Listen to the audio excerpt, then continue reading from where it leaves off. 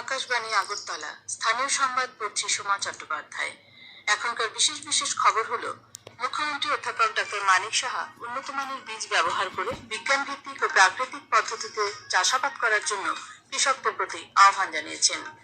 রামনগরে বহুতল আবাসনে সংঘটিত বিস্ফোরণের ঘটনায় রাজ্য সরকার উচ্চ পর্যায়ের তদন্ত কমিটি গঠন করেছে। প্রধানমন্ত্রী নরেন্দ্র মোদী বলেছেন, নেশামুক্ত ভারত অভিযান জনগণের সক্রিয় অংশগ্রহণে একটি গণ আন্দোলনে পরিণত হয়েছে। ফুটবল বিশ্বকাপের গ্রুপ পর্যায়ের শেষ ম্যাচগুলিতে নকআউটে ওঠার জন্য দলগুলির মধ্যে চলছে হাড্ডাহাড্ডি লড়াই। মুখ্যমন্ত্রী অধ্যাপক ডক্টর মানিক সাহা উন্নত মানের বীজ ব্যবহার করে বিজ্ঞান ভিত্তিক ও প্রাকৃতিক পদ্ধতিতে চাষাবাদ করার জন্য কৃষকদের প্রতি আহ্বান জানিয়েছেন। আজ মোহনপুর মহকুমার বামুটিয়া ব্লকের অন্তর্গত বেরিমুড়া উচ্চতর মাধ্যমিক বিদ্যালয়ের হলঘরে ক্ষেত বাঁচাও অভিযান এবং প্রাকৃতিক পদ্ধতিতে চাষের উপর একদিনের কর্মশালার উদ্বোধনী ভাষণে তিনি এই আহ্বান জানান। তিনি বলেন, প্রধানমন্ত্রী কৃষিপণ্যের উৎপাদন বৃদ্ধি ও কৃষকদের আয় বৃদ্ধি করার লক্ষ্যে বিভিন্ন পদক্ষেপ নিয়েছেন। এর ফলশ্রুতিতে দেশ আজ কৃষি ক্ষেত্রে সমৃদ্ধ থেকে সমৃদ্ধতর হচ্ছে। তিনি বলেন, ক্ষেত বাঁচাও অভিযান চলবে আগামী 30 জুন পর্যন্ত। এই কর্মসূচির অন্যতম স্লোগান হচ্ছে মাটি বাঁচান কৃষক বাঁচান। এই কর্মসূচির মূল উদ্দেশ্যই হচ্ছে রাসায়নিক সারের কম ব্যবহার করে প্রাকৃতিক ভাবে কৃষিকাজ করা। এতে করে জমির উর্বরতা বজায় থাকবে। সমাজ কল্যাণ ও সমাজ শিক্ষামন্ত্রী টিঙ্কু রায় আজ কৈলাসহরের শ্রীরামপুর স্থিত স্বামী বিবেকানন্দ ভবনে ক্ষেত বাঁচাও অভিযান এবং প্রাকৃতিক চাষ নিয়ে কর্মসূচির আনুষ্ঠানিক উদ্বোধন করেন। অনুষ্ঠান প্রাঙ্গণে প্রাকৃতিক চাষাবাদে উৎপাদিত ফসলের প্রদর্শনীটিরও তিনি উদ্বোধন করেন। অনুষ্ঠানে বক্তব্য রাখেন ঊনকোটি জেলা পরিষদের সভাধিপতি অমলেন্দু দাস, চণ্ডীপুর পঞ্চায়েত সমিতির চেয়ারপারসন শম্পা দাস পাল প্রমুখ। অনুষ্ঠানে সয়েল হেলথ কার্ড, জৈব সার ও পাওয়ার উইডার সুবিধাভোগীদের মধ্যে বিতরণ করা হয়। রামনগরে বহুতল আবাসনে সংঘটিত বিস্ফোরণের ঘটনায় রাজ্য সরকার মুখ্যমন্ত্রীর নির্দেশে উচ্চ পর্যায়ে তদন্ত কমিটি গঠন করেছে। নগর উন্নয়ন দপ্তরের সচিবের নেতৃত্বে গঠিত 5 সদস্যের এই কমিটিতে দমকল, পুলিশ, আগরতলা পুর নিগম ও পূর্ত দপ্তরের প্রতিনিধিরা রয়েছেন। আগামী 7 দিনের মধ্যে তদন্ত রিপোর্ট জমা দেওয়ার নির্দেশ দেওয়া হয়েছে। মুখ্যমন্ত্রী অধ্যাপক ডক্টর মানিক সাহা আজ রামনগরের 4 নম্বর রোডে বিস্ফোরণে ক্ষতিগ্রস্ত ফ্ল্যাটগুলি পরিদর্শন করেন। তিনি ক্ষতিগ্রস্ত পরিবারগুলির সঙ্গে কথাও বলেন। মুখ্যমন্ত্রীর সঙ্গে ছিলেন আগরতলা পুর নিগমের মেয়র দীপক মজুমদার, পশ্চিম ত্রিপুরা জেলা পুলিশ সুপার নমিত পাঠক প্রমুখ। উল্লেখ্য, গতকালের বিস্ফোরণের ঘটনায় গুরুতর আহত শুভ্রজিৎ চৌধুরী আজ সকালে জিবিপি হাসপাতালে মারা যান। সাহিত্য সম্রাট বঙ্কিমচন্দ্র চট্টোপাধ্যায়ের জন্ম জয়ন্তী উপলক্ষে আজ আগরতলার মুক্তধারা অডিটোরিয়ামে তথ্য সংস্কৃতি দপ্তরের উদ্যোগে শ্রদ্ধাঞ্জলি অনুষ্ঠানের উদ্বোধন করেন শিল্প ও বাণিজ্য মন্ত্রী শান্তনা চাকমা। তিনি বলেন, বর্তমান সরকার তার রচিত বন্দে মাতরম সঙ্গীতটিকে জাতীয় সঙ্গীতের মতো সমান গুরুত্ব দিচ্ছে। সমাজ ও দেশ গঠনের পাশাপাশি জাতির অগ্রগতির লক্ষ্যে বঙ্কিমচন্দ্রের জীবন দর্শন আজও প্রাসঙ্গিক বলে তিনি উল্লেখ করেন। উত্তর জেলার তথ্য সংস্কৃতি দপ্তর এবং জেলা বিদ্যালয় শিক্ষা দপ্তরের যৌথ উদ্যোগে আজ ধর্মনগরে সাহিত্য সম্রাট বঙ্কিমচন্দ্র চট্টোপাধ্যায়ের জন্মজয়ন্তী উদযাপন করা হয়। অনুষ্ঠানের সূচনা করেন বিধায়ক জহর চক্রবর্তী।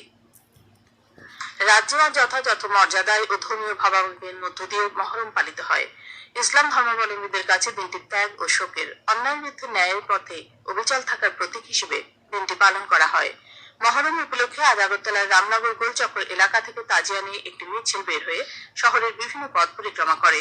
গোমতী জেলা সদর উদয়পুরের বদরমুকাম থেকেও তাজিয়া নিয়ে মিছিল করা হয়। সিপাহীজলা জেলার ধনপুর প্রাথমিক স্বাস্থ্য কেন্দ্রে আজ আশা কর্মী ও আশা ফ্যাসিলিটেটরদের মধ্যে 62টি অ্যান্ড্রয়েড মোবাইল ফোন বিতরণ করা হয়। তৃণমূল স্তরে স্বাস্থ্য সেবা প্রদান ব্যবস্থা আরো শক্তিশালী করার লক্ষ্যে এই মোবাইল ফোনগুলি বিতরণ করা হয়েছে। অনুষ্ঠানে উপস্থিত ছিলেন ভারপ্রাপ্ত মেডিকেল অফিসার ডক্টর দীপ্তনী চক্রবর্তী। আপনারা এই খবর শুনছেন আকাশবাণীর আগরতলা কেন্দ্র থেকে। আকাশবাণী সংবাদের আপডেট পেতে লগ ইন করুন www.newsonair.com এবং নিউজ অন এআইআর অ্যাপ এবং টুইটার ও ফেসবুক প্ল্যাটফর্মে এআইআর নিউজ অ্যালার্টসে। ইউটিউবে লক্ষ্য করুন নিউজ অন এআইআর অফিসিয়ালে। এছাড়াও আকাশবাণী আগরতলা সংবাদ আপডেট পেতে দেখুন টুইটার বা এক্স হ্যান্ডেলে আকাশবাণী নিউজ আগরতলা, ফেসবুকে এআইআর নিউজ আগরতলা এবং ইউটিউবে আকাশবাণী নিউজ আগরতলা। প্রধানমন্ত্রী নরেন্দ্র মোদী বলেছেন, নেশামুক্ত ভারত অভিযান জনগণ সক্রিয় অংশগ্রহণে একটি গণ আন্দোলনে পরিণত হয়েছে। সামাজিক ন্যায় বিচার ও ক্ষমতায়ন প্রতিমন্ত্রী পিএল ভার্মার মাদক মুক্ত ভারত গড়ার গুরুত্ব বিষয়ে একটি প্রবন্ধ শেয়ার করে তিনি আজ কথা বলেন। সামাজিক মাধ্যমে প্রধানমন্ত্রী প্রত্যেক নাগরিককে মাদক মুক্ত ভারত এবং বিকশিত ভারত গড়ার এই মিশনে যোগ দেওয়ার আহ্বান জানিয়েছেন। এদিকে স্বরাষ্ট্রমন্ত্রী অমিত শাহ আজ নয়াদিল্লিতে নার্কো কোঅর্ডিনেশন সেন্টারের 10ম শীর্ষ স্তরের বৈঠকে বক্তব্য রাখতে গিয়ে বলেন, মাদকের এই ভয়াবহতা জাতীয় নিরাপত্তা, সামাজিক স্থিতিশীলতা, অর্থনৈতিক স্বার্থ এবং যুব সমাজ ও দেশের ভবিষ্যৎকে হুমকির মুখে ফেলছে। এই যুদ্ধে জয়ী হতে তিনি আধ্যাত্মিক নেতা, যুব সমাজ এবং মায়েদের একটি মঞ্চে একত্রিত হওয়ার আহ্বান জানান।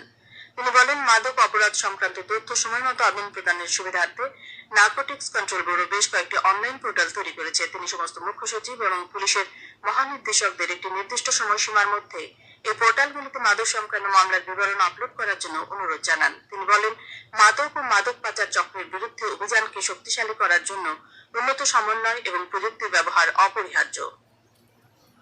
আজ থেকে 28 জুন পরপর 3 দিন সরকারি ছুটি ঘোষণা থাকলেও আগামীকাল অর্থাৎ চতুর্থ শনিবারে আগরতলা গভর্নমেন্ট মেডিকেল কলেজ ও জিবিপি হাসপাতালের বহির্বিভাগ ও ডায়াগনস্টিক পরিষেবা যথারীতি খোলা থাকবে। এজিএমসি ও জিবিপি হাসপাতালের মেডিকেল সুপার এ খবর জানিয়েছেন।